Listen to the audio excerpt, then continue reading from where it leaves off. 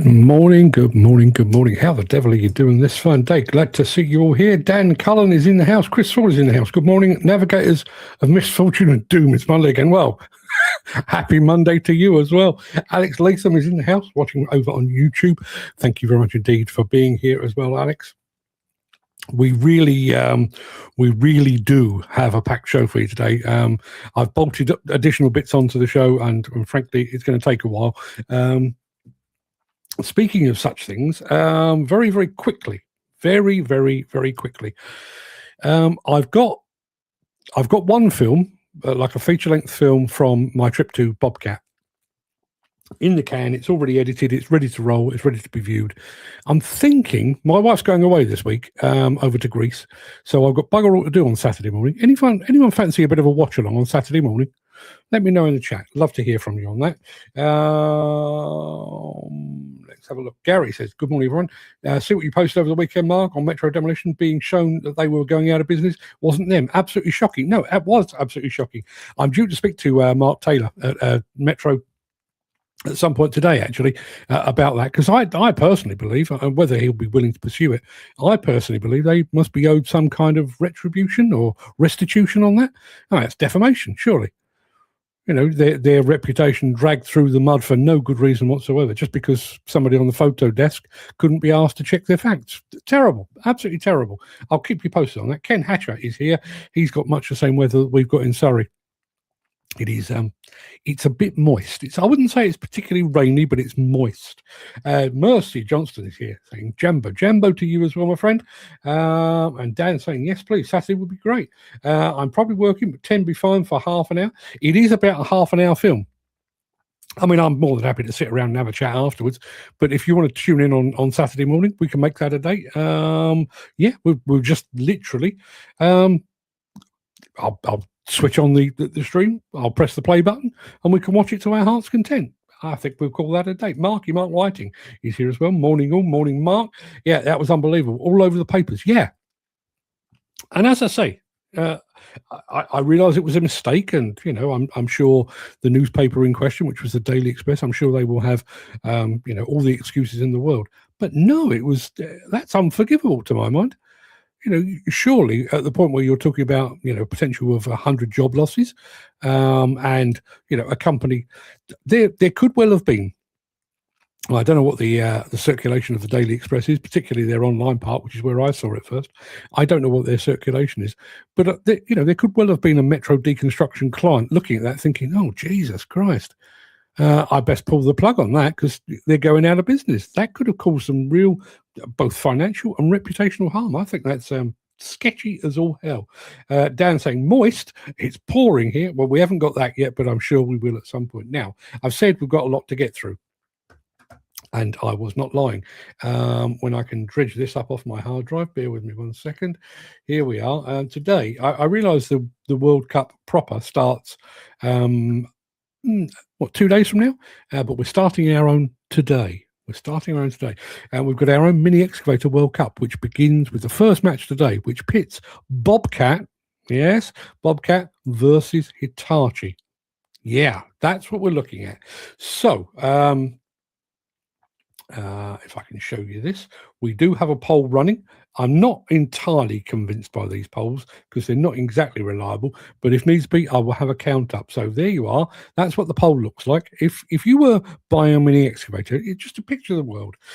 You're buying a mini excavator with your own money, and you have to choose between the Bobcat brand and the Hitachi brand. I realize other mini excavators are available. We'll get to those in the coming weeks and days.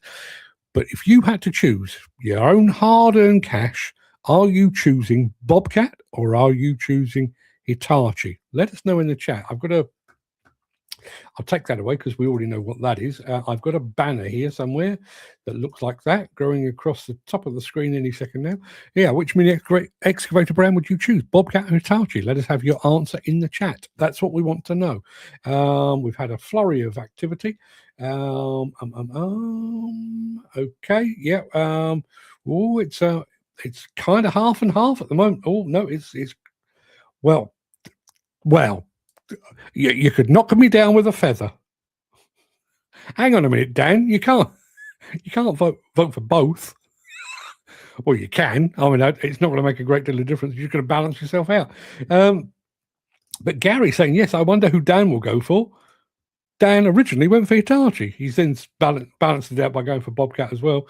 He's also saying, no way, Hitachi, which is completely opposite to Chris Ford, who's going Hitachi all day long. Now, personally, I'm leaning the other way. I am going Bobcat. Not that I'm in the market for a mini excavator of any kind, but we'll keep those going. Mick Norton is here as well. Good morning from a wet and overcast Wakefield. I do love the fact that we get these national weather reports. And here's another one. Malcolm Dyke, morning Malcolm, says, good morning from a wet Birmingham. Yes, I think it's wet pretty much everywhere. It looks like Hitachi are starting to take a bit of a lead there, but I'll keep you posted with all that anyway. It is that time. It's time for me to roll the intro and get this show on the road. And we've got I've come up with a really unusual idea for today's morning monologue. I'll tell you about it in a second.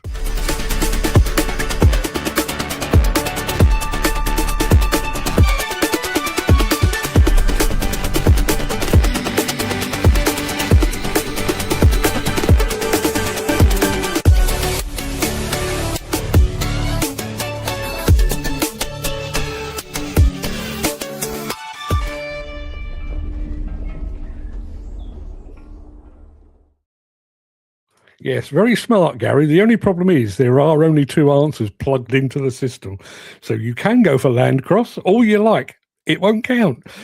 Jim Turner has just arrived as well. Morning, Jim. Just to let you know, have a look at the top of the screen. We have today's show is given over to, well, not entirely given over, but it's going to be part of our World Cup of Mini Excavators. I'd like you to choose, Jim, if you would be so kind, between Bobcat and Hitachi. If you were spending your own money, which brand of mini excavator would you go for? Be interested to find out.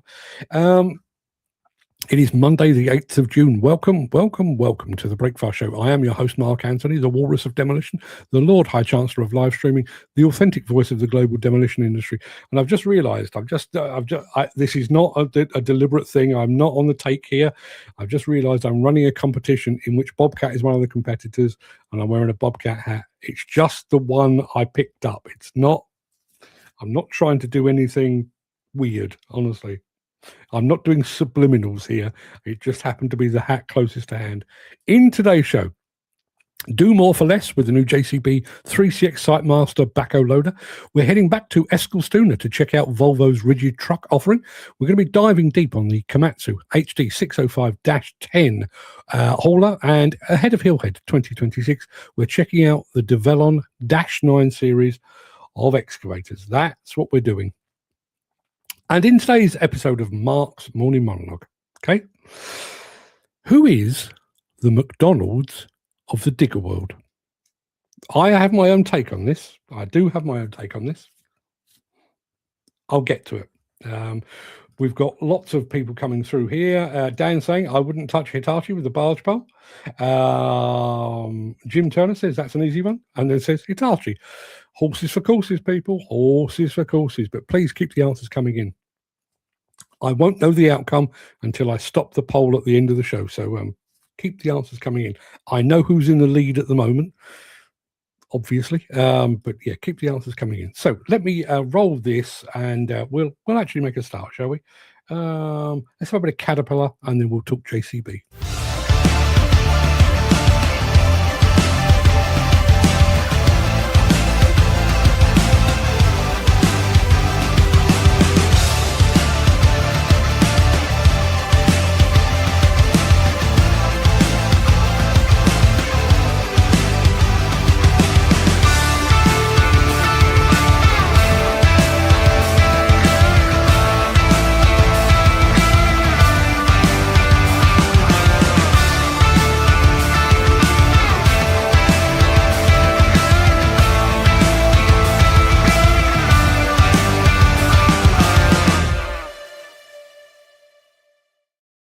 Yeah, if you were watching after our trip up to JCB a week or two ago, you'll remember that in addition to the 420X, the 520X and the 715 ADT, JCB also unveiled the JCB 3CX Sitemaster, which is kind of their cost-effective backhoe loader.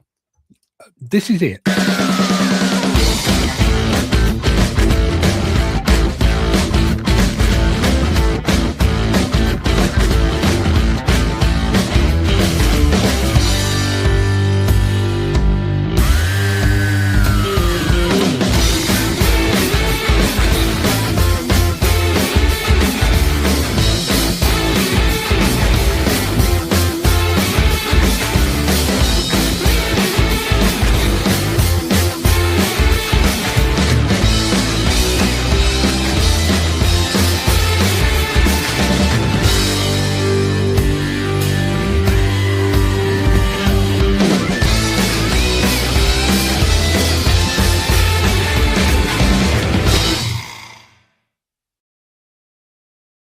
And if you weren't awake before, that soundtrack should have taken care of things for you. We're going to be back in a second with Volvo rigid trucks after this. If you are enjoying this episode, please consider supporting the show. You can leave us a tip at buymeacoffee.com/demolition news. Yeah, we're going truck mad today, actually. We've got this one from Volvo, and in just a moment, we're going to show you a longer film, actually, featuring the HD605-10 from Komatsu. But first, we're going back to Eskilstuna, courtesy of my son Fred, Diggers and Dozers, and Volvo. Hi, welcome to Volvo Days 2026 here in Eskilstuna, Sweden. You join us on the rigid hauler stand with the Volvo R100 and the Volvo R60.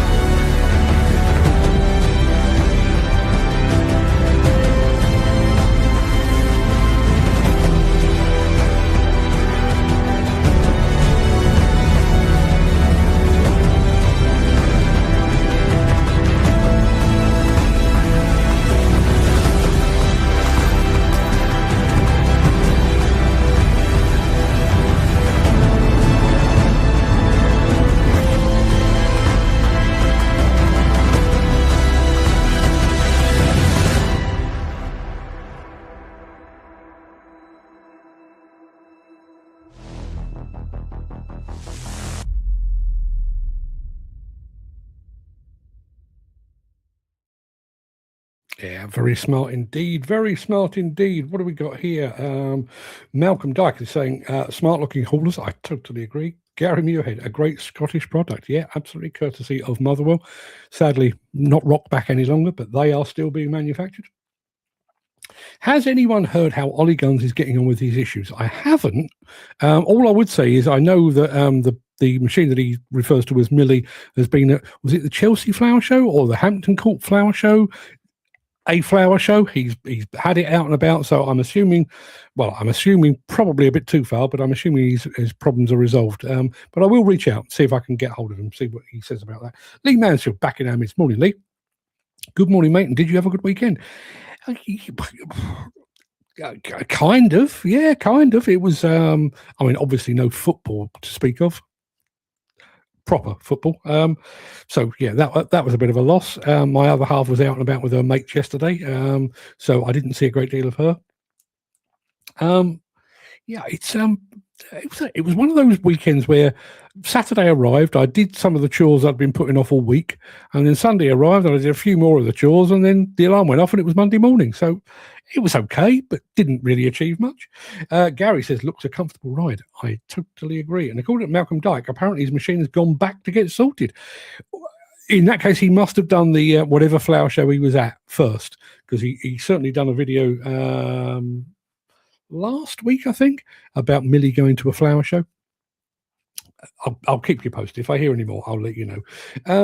We're coming back with more trucks in just a moment, but first we need to do a bit of this. Since the finance bill came into effect in April, the construction industry has seen a surge of fuel thefts. The rising cost of living has placed an additional risk of theft by employees and contractors, as well as opportunistic thieves. By using diesel dye and placing warnings of its use, you are sending a clear message that this is your fuel.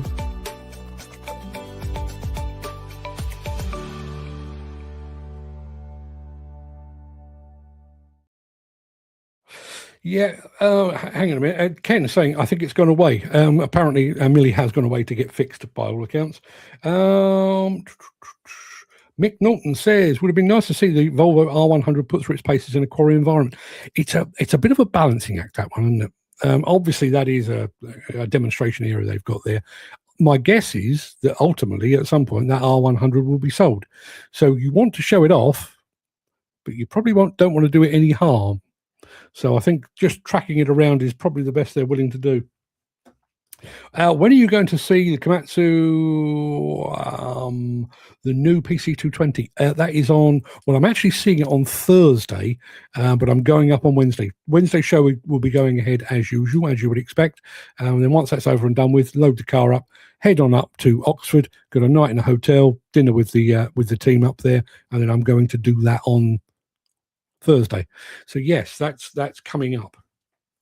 And because I've got a bit of a flavour for this longer form film, I'm actually planning to do the same again there. The first two that I've done, the Bobcat one and the Volvo one, there's quite a bit of travel involved. So here's a coach and here's a journey, and which is, it's behind the scenes. That's what you'd expect.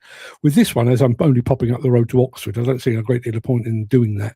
So my plan is basically to film as much as I possibly can of interviews and get-togethers and chats and discussions and everything else, and I'll come back to you with hopefully a 10, 15, 20-minute film if we possibly can. Do you want to say good morning to Frank at Diacon Demo? Sent me a very good message over the weekend. Thanks for that, Frank. I'm still looking for some decent footage, by the way. You know what I'm talking about. Ken Hatcher saying they have a big job respraying Millie. Yes, because it was one of the millionth machines. It's got that fancy paint job on it with lots of lines and drawings and signatures and stuff like that. It is going to be quite the job, I think. Anywho, we've shown you the Volvo trucks. It's time to show you a Komatsu truck. This is a 13-minute film, so it's not actually uploaded already. It's on my hard drive. So let me dredge that up right now. When I can find it, it's over here somewhere. Here we go. This is the HD605-10 from Komatsu.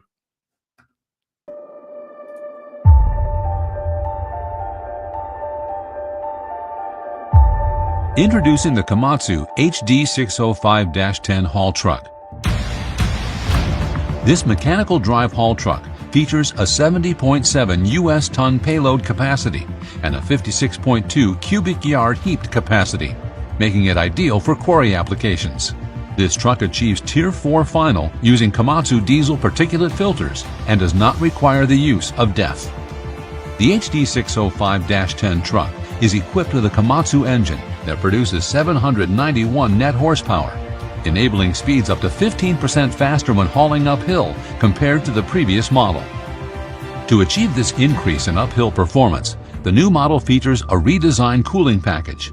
Larger cores deliver additional cooling capacity to accommodate a 9.7% increase in torque compared to the previous model. A new side-by-side configuration, variable speed radiator fan, and dedicated fans for the air conditioning condensers reduce fan power consumption by up to 50% compared to the previous model, resulting in more engine power for climbing. With shorter cycle times and a higher payload, this truck delivers up to 8% greater productivity in power mode compared to the previous model. When reducing fuel consumption is a priority, the HD605-10 features economy and economy light modes. Auto idle shutdown and engine speed during dumping are two programmable settings to help reduce fuel consumption even further. The McPherson strut front suspension enables a tight 28-foot 8-inch turning radius for exceptional maneuverability on narrow haul roads or small dump locations. The linkage design allows each wheel to move independently, providing a smooth and comfortable ride, and provides ample room to the engine bay, which is protected with standard guards. When road conditions are challenging, standard traction control helps maintain grip and control. It's equipped with wet multiple disc brakes on its rear wheels that function as a large capacity brake retarder. These allow for best-in-class speed when hauling material downhill. With automatic retarder speed control, the operator can set the desired downhill travel speed. When enabled, the brake retarder automatically engages to maintain the preset downhill speed, allowing the operator to focus on the haul road. Featuring a high-strength steel body, the HD605-10 maximizes payload without compromising durability. The standard configuration is unlined, with exhaust exiting through the truck body. For demonstration purposes, this truck is equipped with an optional side exhaust arrangement and steel liners. This truck has a 10-10-20 payload policy. 10% of loads may be more than 10% over the rated payload. No loads can be more than 20% over the rated payload, and the monthly average payload cannot exceed the truck's rated payload. It also comes equipped with standard payload meters on each side of the truck and an overload prevention alarm to help ensure that the rated payload is reached without damaging the truck. There are several new features that help keep operators comfortable. For instance, throttle lock on the shift lever keeps the truck traveling uphill without holding down the accelerator pedal. The waiting brake feature automatically applies the brake retarder while the truck is being loaded, limiting the amount of lever operations. And Hill Start Assist helps prevent rollback after stopping on a grade. This truck also has a skip shift feature, which allows the Komatsu design transmission to skip unnecessary gear shifts based on load conditions. This helps provide a smoother ride, reduce material spillage, and reduce wear on the transmission. The HD605-10 is designed with safety in mind. New brake performance checks for the parking, service, secondary, and retarder brakes help detect inadequate brake performance. The operator can follow guidance on the monitor to receive confirmation that the brake performance is normal. A rear view camera with a dedicated in-cab monitor further enhances operator awareness, while a speed limiter function prevents vehicle speed from exceeding a pre-selected limit. Different limits can be set for loaded and empty state. Additional safety features are accessible at ground level. An engine stop switch is located on the left-hand bumper, allowing the engine to be shut down quickly from outside the cab. On the right-hand side bumper, there is a battery and starter isolator that can be lockout tagged out. Nearby, there is the hydraulic lockout switch to help prevent the machine from being moved while the engine is running. Standard mirrors on the access ladders provide visibility to the front and sides of the machine, in addition to the heated rear view mirrors. The truck also comes equipped with a harness for quick addition of a green beacon that illuminates based on whether the driver's seatbelt is fastened. Several features are included to reduce maintenance time and effort. Maintenance-free batteries remove the need to replenish electrolytes. Lightweight plastic wheel chunks are located standard on the front bumper for easy carrying. And a fully reversible fan simplifies radiator cleanout. We've upgraded the lighting, replacing all halogen lamps with LEDs for increased visibility and a longer service life, including the standard ladder light, engine bay light, and new dump light. New Komatsu oil wear and analysis ports are available at ground level for quick and easy sampling of engine oil, transmission oil, hydraulic oil, and coolant. These can be used to identify potential problems early and optimize equipment lifespan. A standard fast fill coupler on the fuel tank can fill at a rate of up to 150 gallons per minute. We hope you've enjoyed this sales walk-around video. The HD605-10 was designed to tackle your toughest tasks and meet your productivity needs. For more information, contact your local sales representative or visit www.komatsu.com. Thank you for your interest in Komatsu products. Let me just put my sound back on. Yep, that seems to be working. Some truck, right? Let's have a look. Let's go back. I'm going to say good morning to Tristan Mays over on Instagram. Good morning, Mark, and everyone else watching. I like Mondays like I like my government. I hate Mondays. Well done. He reckons that truck has got a better turning circle than a Mitsubishi L200. That payload indicator is getting disconnected. If it's on, it's gone. I don't think you'd be alone in that. I'm going to say very quick happy anniversary to Mr. Ford and the good Mrs. Ford, the long-suffering Mrs. Ford, should I say. It is his 41st wedding anniversary today, so congratulations on that. Now, I did have, there we are. Yeah, happy anniversary, Chris and Mrs. Ford. 41 years, that's really quite some accomplishment. I'm about 5 years behind you, but well done on both of you. On that subject, he says, say it with flowers. It's my 41st wedding anniversary today. The boss was in the garden yesterday. This morning there was a heap of deadly nightshade in front of my vehicle.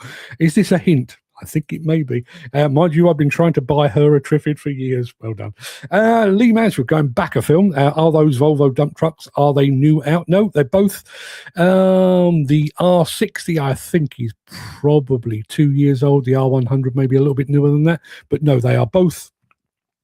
They're fresh, but they're not brand spanking new. They are out and about and available to buy. And if you do decide to invest, please tell them that Mark sent you, and maybe they will bless me with some advertising spend. Let's have a look. Gary Muirhead saying, happy birthday, Chris. Just think you could have done a double murder and still been out before that length of time. You could. The votes are still coming in. Don't forget that we are doing this. We're doing a Mini Excavator World Cup, and the votes are still coming in. We've had another one for Bobcat. It's going to be pretty tight, this one, I think. Although I think the winner is already decided. But if anybody else would like to take part, please do what it says up top there. Let's have a look. Mick Norton says, I note the new Komatsu PC220 features a fuel efficiency function, which idling caution system alerts after 5 minutes idle. Yeah. I don't know how unique that is. I mean, I'm quite familiar with the idea of, my car has like an auto stop. You put your foot on the brake for more than a couple of seconds and the engine cuts out and then restarts again automatically to save me idling and burning fuel that I don't need to do. I'll have a look at that when I get up there. Mick Norton says, nice to see Komatsu highlighting their equipment's heaped capacity. Yeah, let's be absolutely honest. That's what we're talking about anyway, isn't it? I mean, I realise struck capacity is, it's fine on paper, but in the real world, yeah. Jim Turner says, all great features on that Komatsu, but a hell of a lot to go wrong. Possibly. Andy Thornton is here. Good morning, Andy. Thank you very much indeed for joining us. Chris Ford says, just waiting the delivery of a Brendan Bowser power washer with a dust cannon mounted on it. Be interested to see how it performs. Try it out on one of your colleagues. If you can take them off their feet, it's working well. Gary Muirhead says, in the larger class of 100-ton plus dump trucks, you can't beat a Caterpillar large heavy haulers. It must be working in open cars for years, beside 777 and 789 trucks.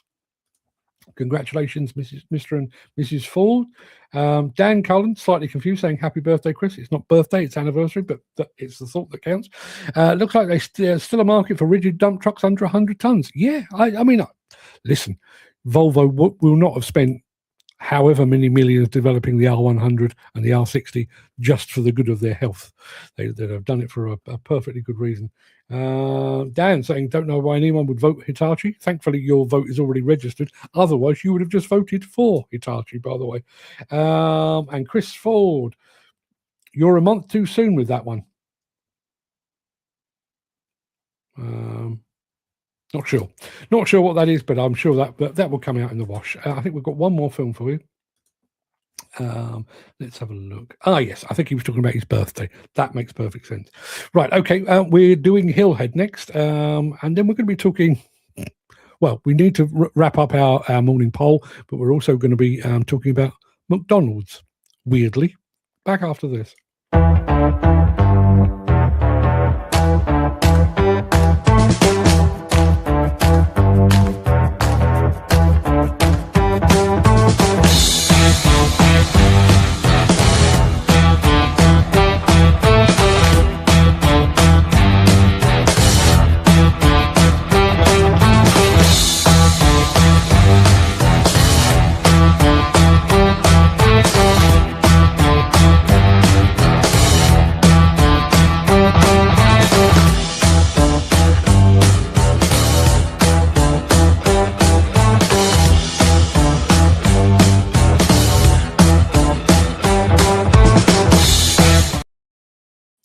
You're very welcome, Lee. He says, thanks for that, mate. That's why I asked. I hadn't seen one before. That's the R60 and the R100 trucks from Volvo. They have been around for a year or two. I saw the 60 up in Eskilstuna probably 2 years ago, and then I subsequently saw the R100. Wasn't Baumer, may have been Intermat. May have been Eskilstuna, I'm not sure, but they've been around for a while and pretty damn fine they look too. And Dan saying, oh no, McDonald's, they're the Hitachi of takeaways, funnily enough. Don't touch with a barge pole. Interesting you should say that, because that's precisely what today's morning monologue is about. Now, I do need to play you one last film, and then we'll do the answer. We'll find out who's gone through the first round of our Mini Excavator World Cup. So let's have a bit of Develon.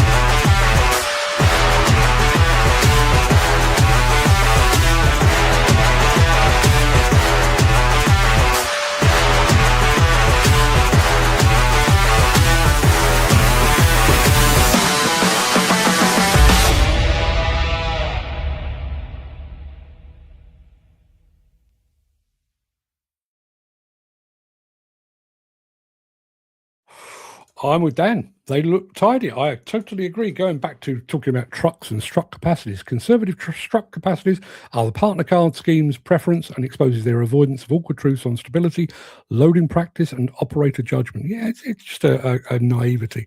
You know, I realise struck capacities are absolutely fine in the ideal world, but you show me a demolition site, construction site, quarry, mine that operates in the real world, and I'll show you somebody that's lying through their teeth. It is time to find out the winner in this. We pitted two mini excavator brands against each other in the first round of our Mini Excavator World Cup. We took Bobcat and we took Hitachi, and it's been put to the public vote. Now let me take away the banner, get that out of the way. Let me take that away. Let me put the poll on the screen, which is here. And as you can see, I'm going to stop it, but it is very, very clear that Hitachi have absolutely stormed away with that one. So I've got a bit of a script to go with this. The opening round of the Mini Excavator World Cup 2026 pitted Bobcat against Hitachi, but who came out on top? Well, we put it to the public vote, and I can tell you that Hitachi won, and they go forward to the next round. Sadly, surprisingly, Bobcat are going home already. Tomorrow's match sees Hyundai take on Kubota in a Korea versus Japan battle royale, so be sure to tune in and take part. But yes, 86% of the vote went to Hitachi, 14% to Bobcat. So commiserations to Bobcat, congratulations to Hitachi. They go through to the next round. I can take that off the screen because it is that time. Yes, bit of a surprise outcome for me. Dan saying, no, God damn it. Yeah, well, there you are. What can I tell you? Listen, if I was spending my own money, I probably would have gone the other way, but then I'm not an expert. So there we are. Right, it is that time. It is the end of the show, or the main part of the show anyway. I'm going to roll the outro in just a second before leaping gazelle-like over into my morning monologue. If you can't stick around for that, do please stay safe. Look after yourself, your family, your friends, and your colleagues. I hope to see you again very soon. Tomorrow would be good. But if you do have the time and the inclination, I will be back with the most bizarre notion of a morning monologue for quite some time. Back after this.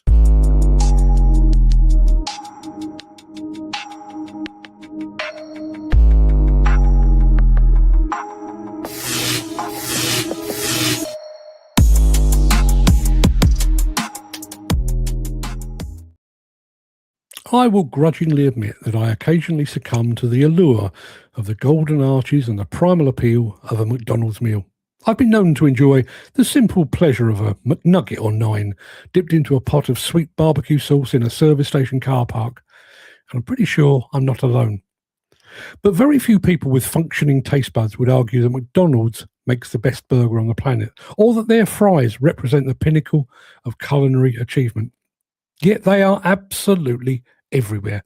They're the global go-to for super fast sustenance. Which kind of got me thinking, who is the McDonald's of the digger world? Now, in our game, we love to talk about the elite, high-end kit, just as food critics love to fawn over Michelin stars. But the construction world doesn't run exclusively on steak and lobster. It runs on volume, availability, and predictability. So if we look at the global machinery landscape through the grease-stained lens of the fast food industry, where do the major players actually sit? Now, your immediate instinct might be to point a finger across the Atlantic and shout, Caterpillar! And it makes sense on paper. They're big, they're American, and they're wrapped in a corporate yellow that's not too far removed from the McDonald's mustard. And they are utterly ubiquitous. If you ask a child to draw a tractor or a digger, they'll probably paint it cat yellow, just as a child asked to draw a burger will subconsciously sketch a Big Mac. But the Caterpillar as McDonald's theory falls apart the moment you look at the actual iron. Some of their products, notably the Cat 352 excavator and virtually all of their heavy dozers and wheel loaders, are elite level machines. They're engineered to operate in the brutal, unforgiving environments of deep quarries and massive infrastructure projects for tens of thousands of hours. That is not digger fast food, that's digger fine dining.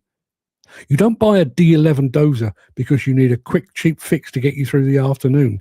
You buy it as a long-term, high-yield capital investment. Caterpillar has too much premium steak on the menu to wear the paper crown.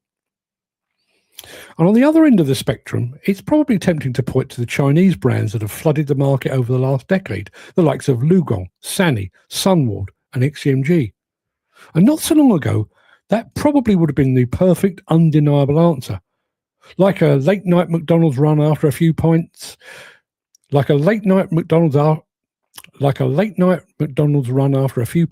they were cheap, cheerful, and fairly satisfying at the moment of purchase. However, once the machine arrived on site and the initial financial euphoria wore off, consumers were often left with distinct pangs of regret as they hunted for non-existent spare parts or watched the resale value fall off a cliff. But that is no longer the case. For one thing, the recent imposition of anti-dumping tariffs has at least, I'll do that sentence again. For one thing, the recent imposition of anti-dumping tariffs has at least partly leveled the playing field on price, meaning they're no longer the bargain basement option they once were. Moreover, the machines themselves have evolved rapidly. Some Chinese excavators have proved themselves to be way more than a make-do snack until the main course comes along. They're serious contenders, meaning they've outgrown the cheap and cheerful fast food bracket. We can completely rule out Liebherr and Volvo too. They operate in an entirely different sphere of existence. If you're buying a 100-ton Liebherr mining excavator or a Volvo articulated hauler, you're purchasing the digger equivalent of prime Wagyu beef and truffle fries. The engineering is precise. The cabs are more comfortable than most homes, and that is reflected in the price tag. They're just simply too posh for the drive-through. Then there's JCB, and some might argue that the roaster giant fits the bill because they dominate the backhoe market so completely that their name became a generic trademark for every digger on earth. But JCB isn't McDonald's. JCB is more a full English breakfast or a proper fish and chips traditionalist. It's comfort food for those who know what they like and like what they know. It's British, it's robust, it relies on a loyal customer base that values familiarity, and it doesn't care about mimicking American corporate uniformity. So who is left when the fryer grease clears? After looking at the global market fairly closely, the answer, to me at least, becomes fairly obvious. Three brands perfectly encapsulate the McDonald's ethos in the modern plant world: Develon, Hitachi, and Hyundai. These three manufacturers have mastered a specific, highly lucrative art form. They don't build questionable food truck burgers that are likely to give you a dodgy stomach. Equally, they're not Gordon Ramsay's take on a digger, adorned with gold leaf and an invoice to match. They're straight, no-nonsense, honest machines that are widely available and wildly popular. You know exactly what you're going to get, no matter where you are in the country or the world. If you climb into the cab of a 13-ton Hyundai or a Develon excavator in a muddy field in Yorkshire, it will feel, operate and perform exactly the same as one working on a utility project in the suburbs of Chicago. It is a triumph of predictable quality. Now, I want to reiterate with absolute clarity, this comparison is not intended as an insult. In fact, quite the opposite. Building a machine that can compete at the highest level of performance while remaining accessible, reliable, and affordable to the mass market is arguably a greater engineering feat than building a low-volume luxury product. I like fine dining, and Michelin-starred restaurants are as much. I like fine dining and Michelin-starred restaurants as much as the next guy. There are days when the occasion demands a 5-course tasting menu of high-end German or Swedish engineering. But there are times when a Big Mac and a large fries is precisely what you need. So there's my take. Oddly enough, when I wrote that, and I wrote this yesterday afternoon, well, I wrote it yesterday morning, but I was working on it yesterday afternoon, and I said to my son Fred, I've come up with this idea, who is the McDonald's of the digger world? And he rolled his eyes like, are you mental? And then he said, I don't know, Hitachi, Develon, somebody like that. And I'd already written it. So it's not just me. Not that my, our opinions actually made anything, but there you are. I think if it was a skid steer vote, Bobcat would have won hands down. I think you're probably right. Chris Ford and Gary, if a Bobcat had been on offer, 100% win. Yeah, absolutely. Analogy of McDonald's. Just like McDonald's, nobody's in construction reads the menu manual.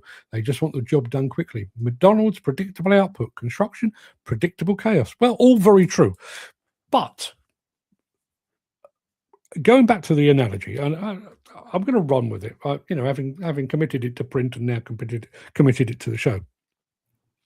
There are times, based on sometimes application, based on if you're an owner operator, you want the very, very best, very, very highest spec machine you can get. At which point you are probably looking at Komatsu and Caterpillar and Volvo and Liebherr. If you are looking for something almost disposable, so rental company, rental application, maybe you are thinking Chinese. Maybe you're thinking the lower end of the Korean market, maybe. But if you want something that kind of hovers between the two, it's not fine dining, it's not food poisoning food truck, you want something between the two, I don't believe I'm far off. I think Develon and Hitachi and Hyundai kind of occupy that middle ground and occupy it really, really well. Cynically, McDonald's similar to UK construction sector as they change their stuff every week. That bit is certainly true. Yeah, that bit is certainly true. But yeah, that was my take on McDonald's and diggers. That's how my mind works on a Sunday morning. It's a bit of a worry, isn't it? And bizarrely, it wasn't like I'd been to McDonald's and I thought, oh, I've just got an idea for a monologue. Just one of those things that just popped into my head and I thought, I'm going to run with that. Yeah, there we are. So we have resolved, unless anybody's got any arguments about it, we have resolved. Who is the McDonald's of the digger world? We're going Hitachi, Hyundai, and Develon. Who is through to the next round of the Mini Excavator World Cup? It is Hitachi. It's a good day for Hitachi. They've won twice. Rumour has it that McDonald's chips will survive Armageddon. Name a digger that will do that. Yes, it's a good question. If I wanted to pin my hopes on an excavator actually surviving the Armageddon, I'm probably going back about 40 years and choosing something very, very old. An old O&K or a Sprout or something like that, something basically made out of wrought iron. I think that's where I'd be going. A bit too much plastic, too many sensors on modern machines to survive, well, Armageddon or anything approaching it. But yeah, McDonald's chips would survive Armageddon. It's an interesting thought. It might come in handy. You never know. If things go awry and we're all a bit hungry, go to your nearest McDonald's, which obviously has been decimated, but struggle through the rubble, find yourself some fries. Chances are they'll be okay. Lee Mansfield says JCB 36 has got the name for 180s because you always ask for a JCB and not a Cat 428 or a 180 like that. Yeah, absolutely true. Absolutely true. I mean, I mentioned this a couple of weeks ago. In India, the word JCB means dig. That they've actually taken a JCB and they've adopted it into, I can't remember which language it was, but they've adopted it into the language. Yeah. I want to know who's the Marmite of the digger world. Oh, see. Well, I'm fairly sure. I am fairly sure that if I put that to Dan Cullen, the Marmite of the digger world would be the Hitachi, because, as we all know, you either love it or you hate it, and he's not a fan. Lee Bear and Develon and Komatsu. Are you putting those at the tippity top? I wouldn't be surprised. Wrong delivery, wrong order. McDonald's or HS2? At least McDonald's eventually turns up. Yeah, maybe they've given you large fries instead of medium, or they've mistaken your chicken sandwich for chicken nuggets or whatever, but it turns up. Unlike HS2, which may never. JCB 812, that'll be Armageddon proof. I'm sure they'd be delighted to hear that. So there you are. Anyway, people, that's going to do us for today. I'm going to go and do some more bits and pieces. Back tomorrow for another round of the Mini Excavator World Cup. And I'm going to tell you very quickly who is up against whom tomorrow. Let me have a look at my table. Tomorrow is Hyundai against Kubota. Now, I was fairly sure I knew the outcome of today's. I'm pretty sure I know the outcome of tomorrow's, but I was wrong today. So, who the hell knows? Most workers on HS2 are probably living on Mackies. Yeah, I bet they are. I mean, I do wonder if they're missing a trick, and maybe we don't allow this kind of thing here. If you've ever, there's a book on the rise and rise of McDonald's, which I think it's called Fast Food Nation.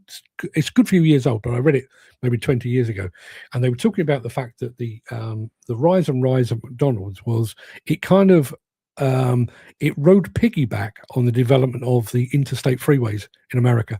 So every time there was a new intersection, one highway meeting another highway, they'd erect a McDonald's. They've since followed that up. When the Americans go to war, which they do quite a bit, they are a bit like that.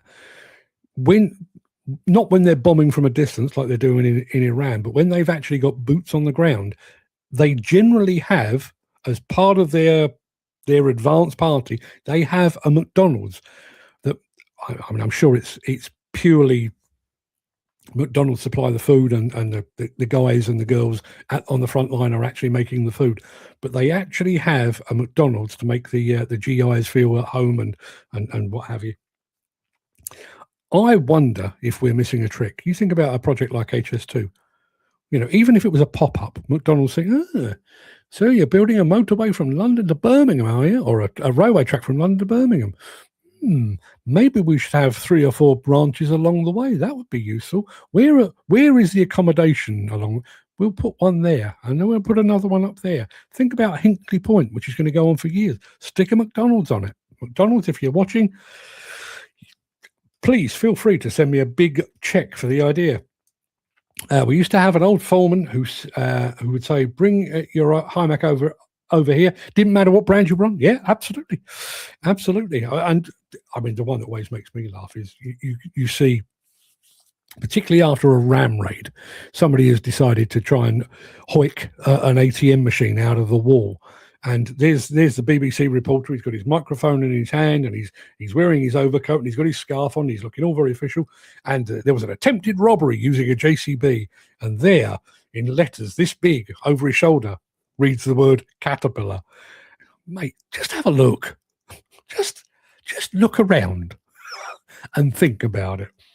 Have a great Monday, all. I wonder about the Thames crossing. Will that be McDonald's or a KFC? Who the hell knows? Not having worked on HS2, what are the canteen facilities like? Any good? I would imagine pretty damn good. I've seen some photographs. I've read no food reviews. See, there's a thing. I toyed with the idea at one point, and I'm going back a long while, maybe when I was traveling a lot around the UK, doing my own, not a Michelin star guide and not high-end eateries, but actual greasy spoons, best greasy spoons in the UK. Because frankly, we're all driving up and down motorways. It'd be nice to know. But I wonder about that. I wonder if we could. I'm not volunteering for it because I've got enough on my plate. And that is a pun. I wonder if you could actually do that. Crowdsource the best site canteens. I wonder who's got the best site canteens. I once assessed a grader operator who ate nothing but McDonald's for all 3 meals a day, and he developed perfect circular holes in every one of his fingernails. Good God Almighty. Did anyone ever watch the movie Super Size Me? I mean, I think the guy's subsequently died, but he did a month of doing nothing but McDonald's for a month, and it literally kicked the shit out of his internal organs. It really did. Put on a load of weight, affected his kidneys, his liver, all manner of stuff. Don't be doing that. Don't be doing that. And he also says McDonald's makes far more money from property via franchising, rent and royalties than from selling food in its company-owned restaurants. Is that right? I mean, I'm not surprised. They must be one of the biggest landowners in the entire world. I can't think of many places you go where there's not a McDonald's somewhere. Thankfully, there's bits of Italy where they've come and they've gone. Yeah. Same as Starbucks. There used to be a Starbucks just outside the square in Verona. It was there 2 years ago. It's gone now. I can't say I'm unhappy about it because given the choice, American coffee with all that sweet stuff in it or a proper Italian coffee, I'm going Italian every single day. Years ago, you had a canteen that followed the scrapers along the cut. Best breakfast in town, yeah. I can honestly say, and this is absolutely true, I'm not saying this because I'm a big fan of Italy. One of the best meals I ever ate in Italy was on a quarry, a marble quarry, just on the outskirts of Rome. I went there to see some block loaders, big wheel loaders from Caterpillar. And come lunchtime, the guy that had been driving me around and showing me the sites and everything else said, we're going to have pasta. What will you have? And I said, same as you, pal. When in Rome, which I was, and they had penne pasta with asparagus. And it landed, and they had wine, in a quarry, they had wine as well. And it landed in front of me, and good God Almighty, I don't know what they'd done with it, but pasta and asparagus, maybe a bit of cheese in the sauce or something. Unbelievably good. Unbelievably good. Speaking of such things, I'm on a bit of a health kick at the moment. I'm hoping you can tell. I'm hoping my hat fits a little more loosely. Sainsbury's do a dip, cacio e pepe, which I think is oil, cheese and pepper dip. It should be illegal. It's like crack. Trust me, it's that good. Bring back Wimpy, says Gary Muirhead. The thing I remember about Wimpy more than anything else, well, I remember the Bender sausage, because when you were a 14-year-old boy, the idea of a sausage being called a Bender, really unbelievably funny. Remember the brown derby, the donut with the ice cream? But the thing I remember most about Wimpy, above everything else, was their tomato ketchup always tasted like they'd laced it with vinegar. Anyone else remember that?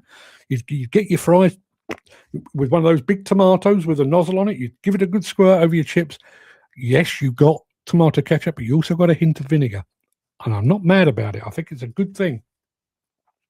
Bullivants used to do all the piling for any new McDonald's outlets. Yeah, I would imagine they've much in the way they've standardized on their beef and on their potatoes and on their bread and everything else, I would imagine that they standardize on their contractors as well. You know, every McDonald's looks the same. You know, the seating's the same, the wallpaper's the same, the flooring's the same. Why would you go anywhere else? Just find yourself a contractor you can work with, stick with them. Jim says, I don't use McDonald's. I try not to use any chain food companies. I'd rather support small local businesses. Yeah, me too. And I must admit, I have rebelled slightly when it comes to coffee. I mean, I'm not a huge coffee drinker anyway, but I did go through the whole Starbucks, Costa, Nero thing for a while. But I'd much rather find myself a little sort of artisan place, hole in the wall, where they do proper coffee rather than something that's never really met coffee. I mean, Starbucks, there's so little coffee in a Starbucks coffee. I don't see the point. In actual fact, since we're talking about coffee, McDonald's coffee, I believe to be better than Starbucks coffee. Just saying. Great chips and beans, says Dan. I'm sure I've told you this before. When I was at college, I was at Carshalton College, but there was a main college with a campus and everything else. But I was about 2 miles down the road in a place called Hackbridge, not far from Wallington in Surrey. And I was based down there, and we had a little sort of sandwich shop there and everything else. But once a week, we had to go and do part of our course up at the main college. And for a year, I was at the college for a whole year. And for a year, I had, on a Thursday, sausage, chips and beans, never had anything else. I had it once, liked it so much. That's all I ever had. True story. There's a canteen here on site. Man, it's fantastic food. Fantastic. Well, listen, if anybody else has got some recommendations on good site food, I'd love to hear about it. McDonald's staff always seem to say, have a nice day, like it's like it's a threat. There's something weird, isn't there? Like, I remember when my children were young going to the Disney store up in Regent Street in London. And it's a Disney store, so it's very American. And all of the staff there had been told, when people are leaving, you have a nice day. And when you hear it in the States, it's like, oh, thanks, you too. You hear it here, it's like, what? That sounds weird with a London accent. I don't know what it is. It's one of those phrases that does not travel. It means something in America. It kind of doesn't mean anything at all here in the UK, because over there you get the impression, because they're working on tips, you get the impression when they say have a nice day, you think, oh, cheers, thanks for that. That's, well, you have a nice day too. Over here it's like, have a nice day. Oh yeah, you're reading the script, are you? Weird, right? Anyway, people, that will do us. That is an hour of your morning you're never ever going to get back. For that, I apologize. I had a McDonald's worker say have a nice day, but I didn't, so I sued him. I tell you what, you probably do that in America. They sue everyone over there. Right, people, go and have a good day. I'll be back tomorrow. Back on Wednesday. No show on Thursday. But to make up, make amends and everything else, we are going to be hosting a show on Saturday morning. Haven't done a Saturday morning show for quite some time. It's going to be a Bobcat demo days watch along, half-hour film of Bobcat, and then a chinwag afterwards. If you're up for that, please let me know. But usual time, 10 o'clock, usual place. If you're watching on LinkedIn, YouTube, Facebook, anywhere else, wherever you're watching this, it will be there. Saturday morning at 10 o'clock. Hope to see you then. May even do a Bobcat giveaway or two on that day as well, because I do need to clear my office a little bit, and I've got some good Bobcat goodies here. So that seemed like an appropriate time to do that. I'll be back tomorrow. Until then, everybody, have a fine and splendid day, and I'll see you soon.